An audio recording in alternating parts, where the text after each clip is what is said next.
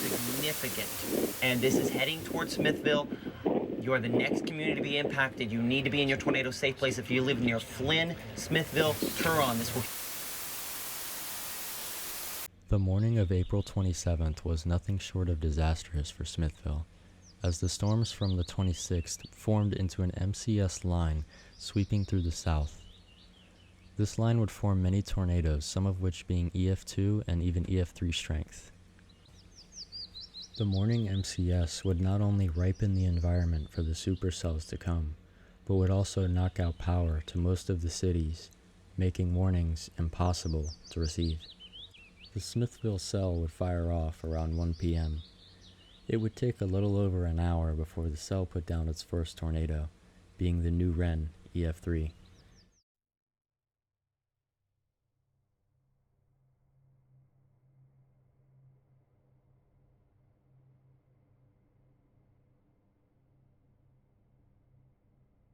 The tornado would immediately begin to drill into the ground, debarking trees and scouring the ground down to bare soil.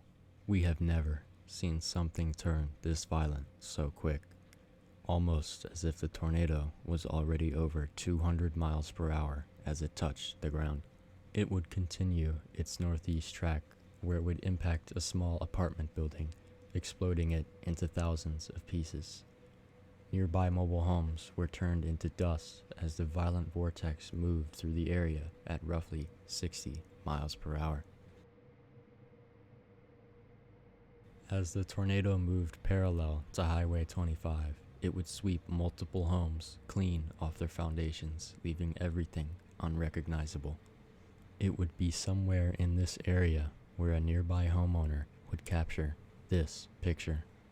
The vortex's extremely low pressure caused the curtain to slip through the crack in the wall. This is one of the most unbelievable tornado damage photos you will ever see. Next, the tornado would hit several well-built homes and completely turn them to dust. It would pick up an SUV, eventually throwing it into a water tower, where it would bounce off and land over 1,600 yards away from its original location.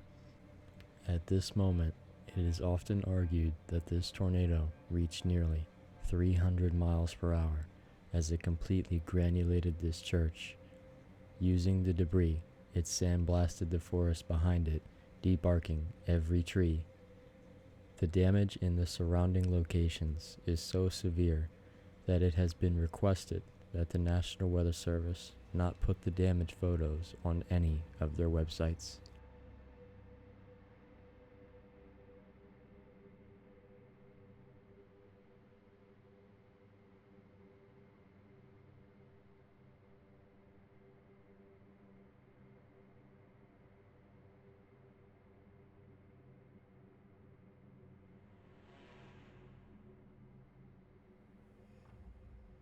This is the SUV that the tornado would throw over 1,600 yards. At this point, it just looks like a mangled pile of steel. The tornado would go through multiple stages. At first it would be a small drill bit, then shift into a multi-vortex before coming a massive wedge. Between the multi-vortex stage and the wedge stage is where I believe the tornado to have reached close to 300 mile-per-hour winds.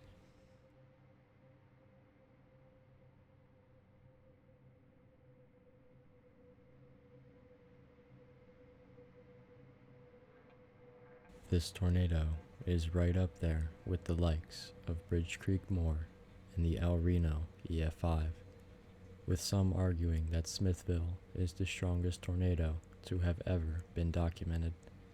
The evidence for this claim is certainly there, as this photo proves everything. You can see homes swept clean with debris granulated, as the trees are completely debarked and cars are mangled beyond recognition.